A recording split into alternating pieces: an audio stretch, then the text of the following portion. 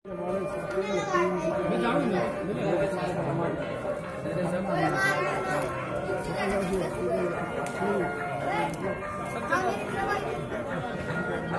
आप कहाँ रहते हैं? मैंने देखा आपको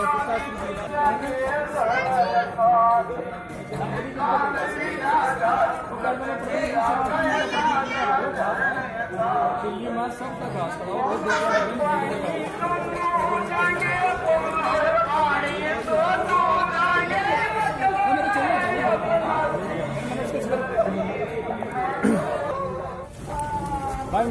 माला डालो डलवा लो हाँ अशोक तंवर जिंदाबाद संघर्ष करो डॉक्टर साहब संघर्ष करो तुम्हारे साथ डॉक्टर साहब संघर्ष करो जिंदाबाद मेरे भाई जिंदाबाद कांग्रेस पार्टी जिंदाबाद जिंदाबाद जिंदाबाद भाईंद्र सावड़ा जिंदाबाद जिंदाबाद आज से आप सीएम बना दिए डॉक्टर अशोक तंवर जिंदाबाद जिंदाबाद जिंदाबाद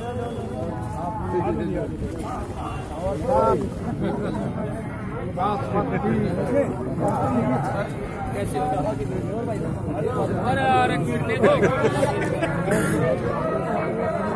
अधिक ठीक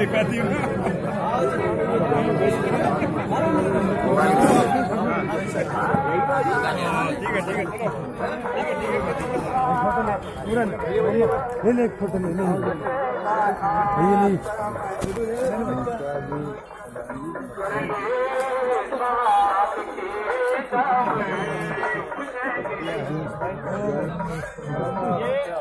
आओ जी जेलदार साहब आओ जी आओ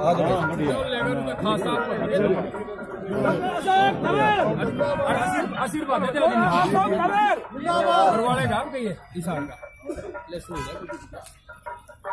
लेकिन जेलदार साहब सारी मिनट निकलती देख ले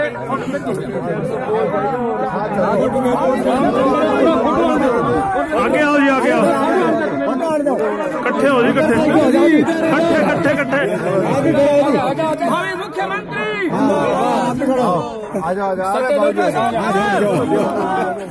डॉक्टर अशोक तंवर जिंदाबाद डॉक्टर अशोक तंवर जिंदाबाद डॉक्टर अशोक तंवर जिंदाबाद जिंदाबाद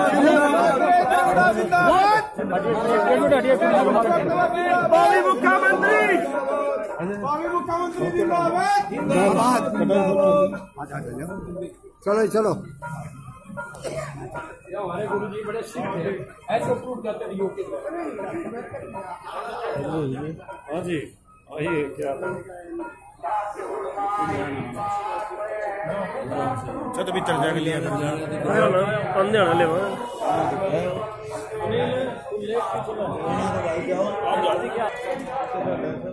बैठ गए भाई अंदर में अच्छा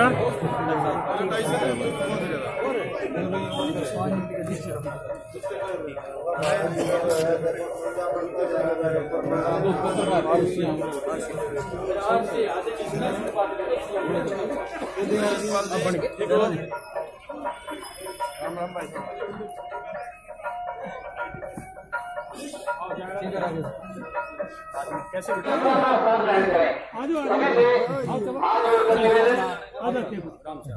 अपना अपना सभी साथी अपना अपना स्थान ग्रहण करें और डॉक्टर अशोक तंवर जी के साथ पूर्व मंत्री भाई विजेंद्र सिंह कात्यायन जी रघुवीर भारद्वाज जी उत्तर भारत के प्रमुख शिरोमणि विजेंद्र मेरा दयानंद जी सरस्वती मूर्ति वाले क्या हाल है सभी से निवेदन जैसे ही देखिए सबसे पहले तो आज क्योंकि गुरु ब्रह्मानंद जी की 111वीं जयंती का मौका है तो मैं सभी हमारे हरियाणा के साथियों को पूरी दुनिया में गुरु ब्रह्मानंद जी को मानने एक सिद्ध पुरुष हुए और मैं समझता हूँ कि उनके दिखाए हुए रास्ते पर आज करोड़ों लोग चलते हैं। तो ऐसे महान विभूति को हम अपनी तरफ से श्रद्धा सुमन अर्पित करते हैं। यहाँ तक मामला राजनीतिक है तो ये तो भारतीय जनता पार्टी का इसी तरीके से है, वो निपटने का, निपटाने का, मारने का, काटने का, समाज को विभाजित जाति और धर्म के आधार पर करने का, जलाने का। यही तो उन्होंने पिछले 4.5 साल में प्रदेश के अंदर किया। किस किस को और क्या क्या करने वाले हैं, हाँ फिर दोबारा वो ट्रेनिंग लेकर के आए हैं, ये वो करेंगे। और हरियाणा की जनता उनको ना माफ़ करेगी और ना भूलेगी उनके इस व्यवहार को। आने वाले समय में प्रदेश की जनता अब उनसे निपटने का काम करेगी और मैं समझता हूँ कि जल्दी उसके लिए अनिल विज हो, चाहे उनके तमाम सहयोगी हो, चाहे मुख्यमंत्री हो या देश के प्रधानमंत्री नरेंद्र मोदी हो, तो तैयार रहे। क्योंकि 3 प्रदेशों में अभी कांग्रेस की सरकार बनी, 5 प्रदेशों में उनका सफाया हुआ। ऐसे ही जो उनके बड़बोलेपन है और उनके कर्म है और जो उनकी करनी और कथनी में जिस तरीके से अंतर है, यही उसके लिए जिम्मेदार है। गुरुग्राम में कल 4 विधायकों ने मुख्यमंत्री से नाराजगी जाहिर की है। उन्होंने कहा कि मुख्यमंत्री हमारी सुनते नहीं है, जब प्रोग्राम होते हैं हमें बुलाते हैं। देखिए, ये विधायक जो हैं वैसे तो अच्छी बात है कि वो जागे, लेकिन देर से जागे। लेकिन करीबन आज 5.5 साल देश की सरकार को हो गए, 4.5 साल प्रदेश की सरकार को होने को है। उनको इतनी देर से ये अनदेखी महसूस क्यों है, जब इस देश के 125 करोड़ लोगों की अनदेखी हो रही थी, जब हरियाणा के 3.25 करोड़ जनता की अनदेखी हो रही थी, जिनका प्रतिनिधित्व वो करते थे उनकी अनदेखी हो रही थी। लगातार प्रदेश पिछड़ रहा था और कई इलाकों के साथ जिस तरीके से भेदभाव हुआ, हर वर्ग, किसान, मजदूर, कर्मचारी, व्यापारी, गरीब, सब लोगों को सड़कों के ऊपर आना पड़ा। नौजवानों का जो हक था वो उनको नहीं मिला। तब उन्होंने क्यों नहीं, ये क्या केवल चुनाव को देख करके जो 2019 का है उन्होंने इस तरह की ये शुरुआत करी है, या क्या इसके पीछे के कारण है तो स्पष्ट हो जाएंगे। लेकिन प्रतीत ये होता है कि पूर्णतः ये राजनीतिक मामला है।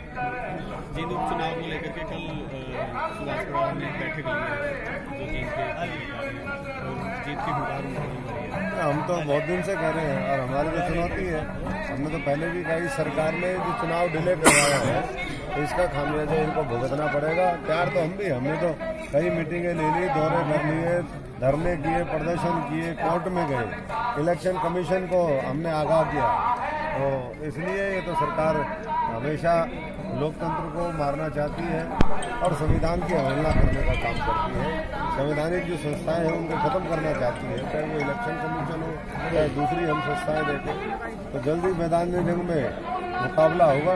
तो इसके लिए क्या आपने कोई सेनानी को चुन लिया है? नहीं, सेनानी तो अभी लड़ने के लिए हमारे तो कई सेनानी हैं। सेना में हमारे तो बड़े तगड़े तगड़े सब सरदार हैं, कोई ऐसा नहीं। और भारतीय जनता पार्टी का जो भी आएगा और इनेलो का जो भी आएगा उसको पूरी तरीके से साफ करने का प्रदेश की जनता काम करेगी। और राहुल जी के नेतृत्व में हम बाई इलेक्शन भी जीतेंगे, लोकसभा भी जीतेंगे और प्रदेश के अंदर अगली सरकार कांग्रेस की। तो कहीं ना कहीं आपके द्वारा किए गए प्रदर्शन से सरकार दबाव में है इलेक्शन कराने?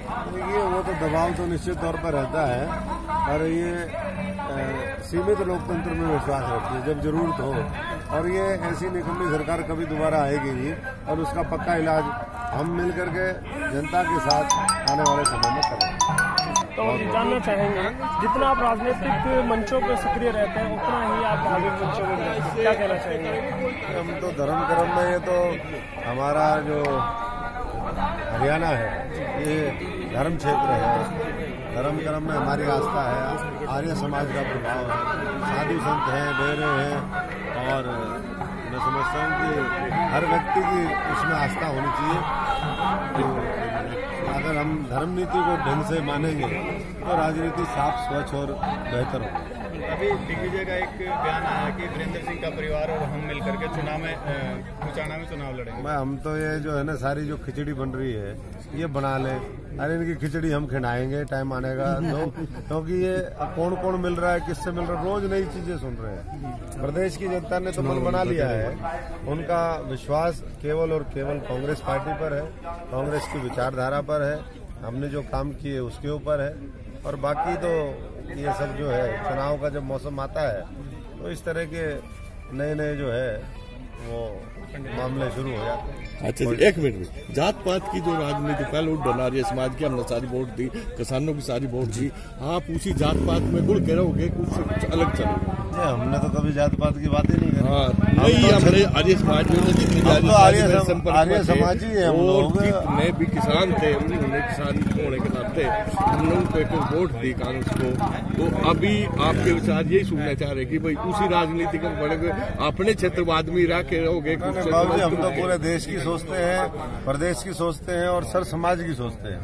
और जाति धर्म का जो है नारा है तो भारतीय जनता पार्टी के गंदे लोगों की। चलो फिर तो आप करते पार होगा। मैं पूर्व सैनिक सभा का अध्यक्ष प्रदेश का कांग्रेस, जिनका कहना है कि वो तो सर्वभारतीय पार्टी बना के रखेंगे, विकास करेंगे, वो राजनीतिक मंचों में जितना सक्रिय रहते हैं उतना ही सक्रिय वो धार्मिक मंचों में।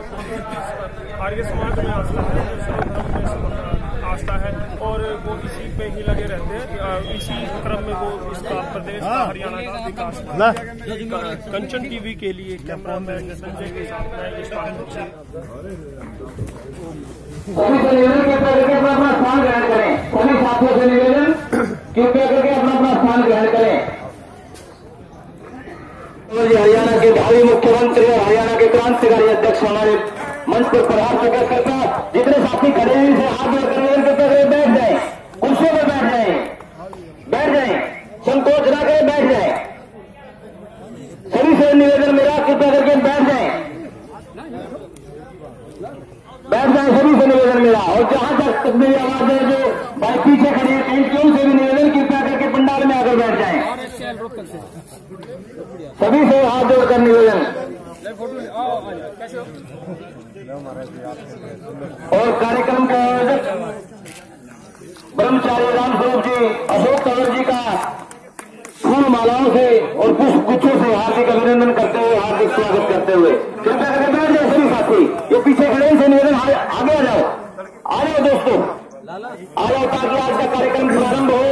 अभी आगे हमारे क्रांतिकारी अध्यक्ष डॉक्टर अशोक तंवर जी को आगे जुलाना में बहुत रैली है बड़ी जबरदस्त, उसमें भी शरीक होना है। तो इसीलिए सभी से निवेदन कृपया करके जहां तक मेरी आवाज आ रही है सभी से कि आकर कुर्सियों में अपना स्थान ग्रहण करें, बैठ जाए आकर आगे। जुलाना रैली करो।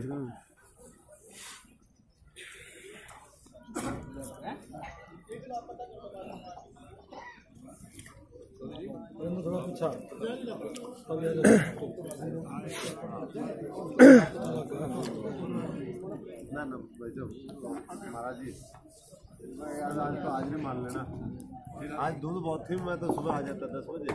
पूरा जो है ना रवाना से पूरे नरवाना तक जो है ना उसमें टाइम लगा, बैठना पड़ता है।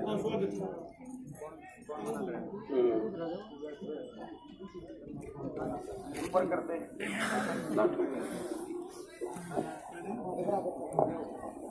संजय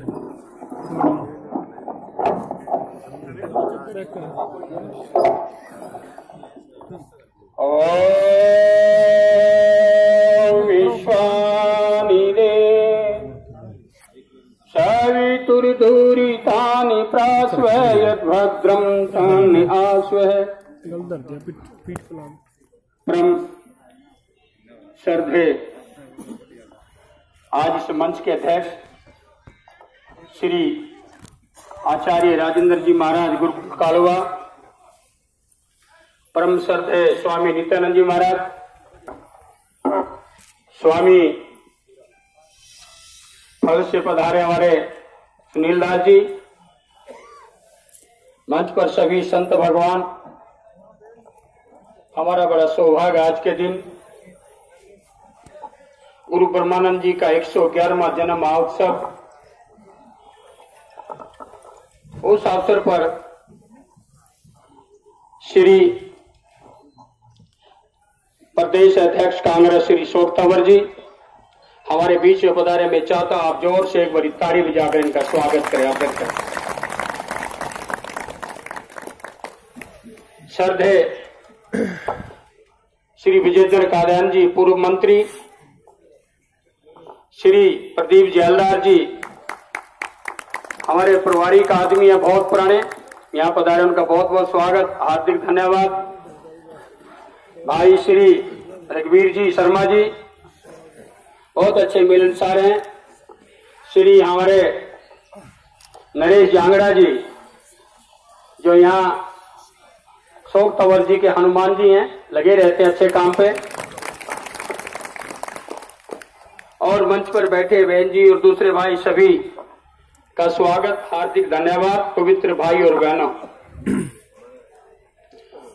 ये संभालते और मुझे इनके होते हुए चिंता भी नहीं होती। कई लोगों ने कहा स्वामी जी आपके आश्रम कब्जा कर लेगा, मैंने कहा मैंने तो खुद ही दी, ऐसे कब्जा क्या करेगा। कब्जा कोई नहीं कर पाया, सबने एक दिन जाना है। तो मैं भाई वीरेंद्र जी से कहूंगा एक बढ़िया सा स्वागत गीत कोई बढ़िया से गावे।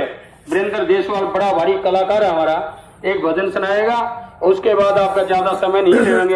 आप कहोगे तो 2-2 मिनट 2 आदमी आपके दे देंगे, नहीं तो मना कर देंगे। वीरेंद्र जी छोटा सा गाइए।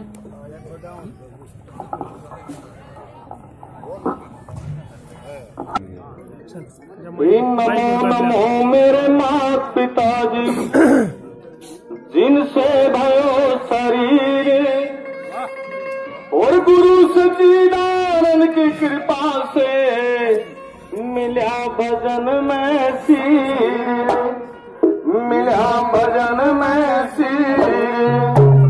अरे मात पिता के जो रहे वचन में, मात पिता के जो रहे वचन में, कर पार ब्रह्म में ध्यान, 3 लोक नहीं हार। अरे भाई बंद और कुटुंब कबीला ये मतलब की यारी है, वो अपना मतलब निकल गया फिर लगता सबको खारी है, लगता सबको खारी है। क्यों आया था, क्या कहना था, क्या कभी यह भी बात विचारी है। अरे तू फंस गया चोरों के संग में, बता तेरी क्या साहूकारी है, तेरी क्या साहूकारी है।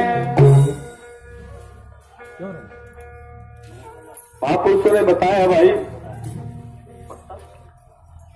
हम वहां पर महापुरुषों के आश्रम में गए और जाते रहते हैं, संतों का आशीर्वाद प्राप्त करते रहते हैं। मैं रामानंद जी स्वामी चांग वाले के आश्रम में हमेशा अक्सर जाया करता था, और वहीं पर डॉक्टर साहब मैंने कई बार वहीं पर बैठे मिले और देखा उनके गुरु जी हैं रामानंद जी, ऐसा ही है ना, रिश्तेदार भी थे बिल्कुल। और सत्संगी रामानंद जी की 111वीं जयंती के मौके पर आयोजित इस संतों के संगम में यहाँ पर मौजूद हमारे आज के इस कार्यक्रम की अध्यक्षता कर रहे पूजनीय आचार्य राजेंद्र महाराज जी, हमारे बहुत ही पूजनीय रामस्वरूप जी ब्रह्मचारी महाराज जी, इस मठ को, इस डेरे को जिन्होंने नई दिशा दी, इसको संचालित और संभालने का काम जो कर रहे हैं स्वामी नित्यानंद जी महाराज जी, कह रहे थे अभी कि भाई मैं कुछ समय पहले तक तो मैं शास्त्री जी से मिला था, पहले आज नित्यानंद जी से मिल रहा हूं। हमारे स्वामी दयानंद सरस्वती जी,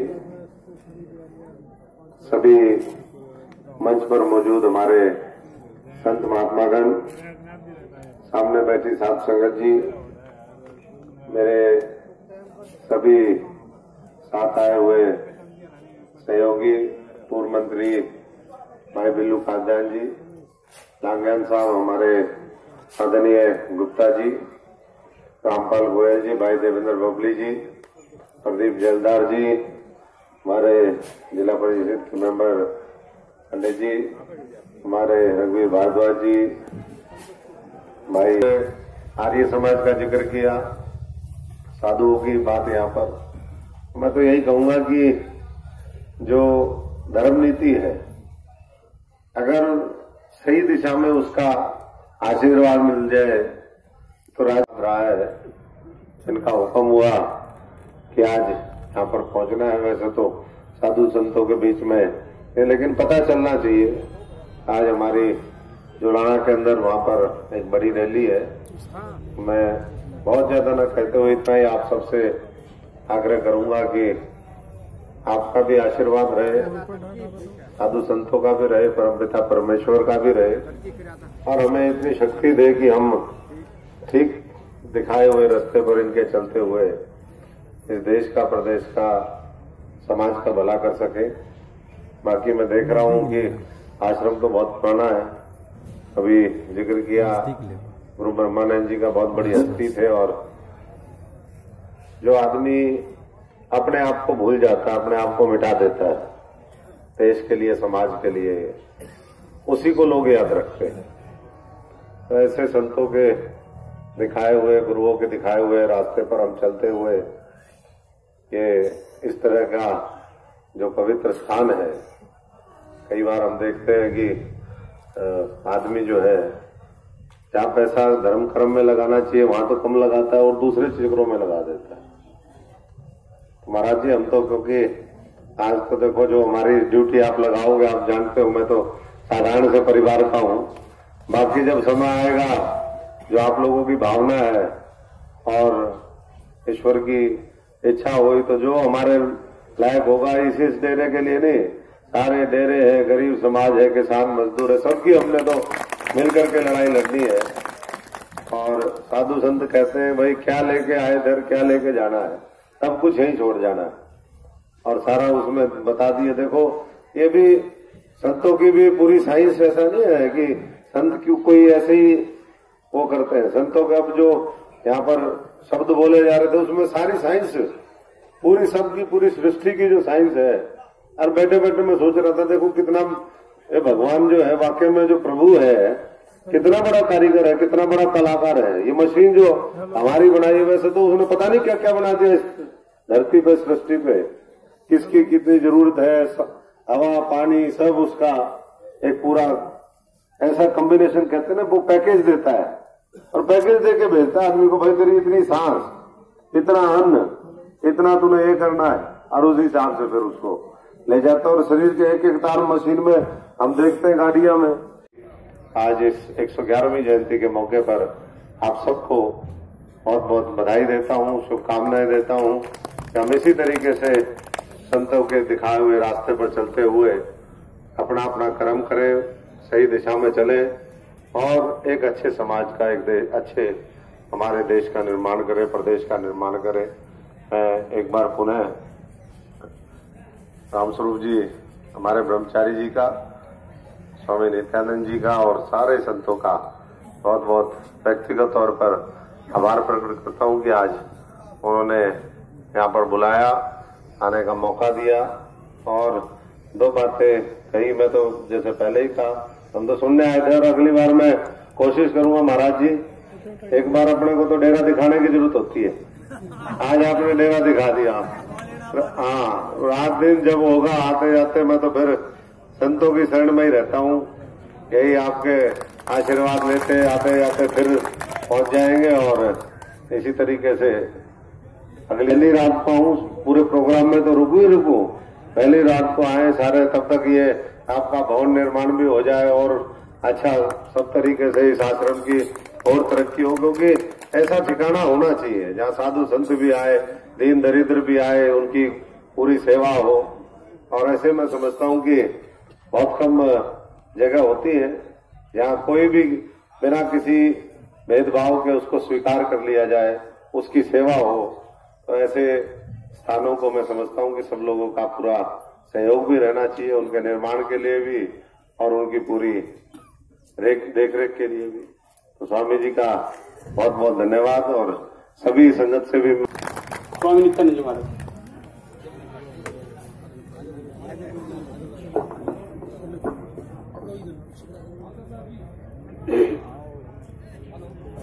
मान्य परम श्रद्धेय आचार्य राजेंद्र जी महाराज जो इस सारे कार्यक्रम की अध्यक्षता कर रहे हैं, गुरुकुल कालवा के आचार्य बलदेव जी के बाद में उत्तराधिकारी हैं और आर्य जगत के राष्ट्रीय अंतर्राष्ट्रीय बहुत बड़े ख्याति प्राप्त व्याकरण के विद्वान हैं।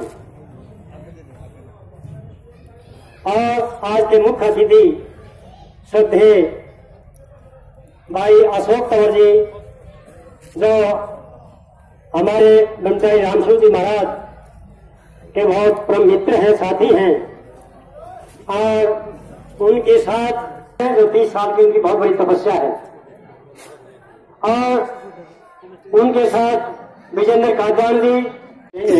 मैं श्रद्धेय स्वामी नित्यानंद जी महाराज जी से कहूंगा आश्रम की ओर से और गुरु परमानंद की ओर से आशीर्वाद देंगे। डॉक्टर तंवर जी इस देश को रहने का संभालें और आप जोर से तारीफ जाके स्वागत करें। बहुत बढ़िया, धन्यवाद। और इस साथ में सत्यर्थ प्रकाश एक डॉक्टर साहब आ जाओ, डॉक्टर राम भगत लांगयान जी आगे। डॉक्टर साहब आ जाओ, आपकी बड़ी कृपा, तारीफ जाके जोर से स्वागत करो। ये हमारा भाई भी है, अफसर भी रहा, सब कुछ है। और हमारे सुरेश गुप्ता जी बहुत बड़े समाज सेवक यहाँ बैठे हैं हमारे बीच में। ये देव पुरुष है, देव पुरुष डॉक्टर सुरेश जी, लेकिन इसका गोड्डा एक काम नहीं करते इसलिए उठ नहीं रहा, बैठे हैं। नहीं तो कंध आगे आ जा, आगे आ जाओ गुप्ता जी।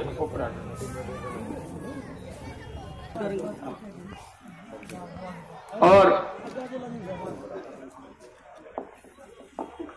लांगन साहब 100 जी से मिलना। ये डॉक्टर राम भगत लांगन जी का जब स्वागत करेंगे।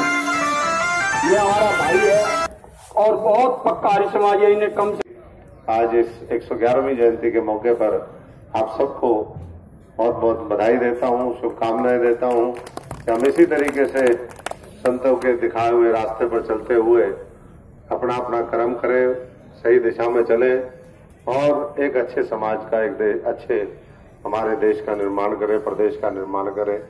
मैं एक बार पुनः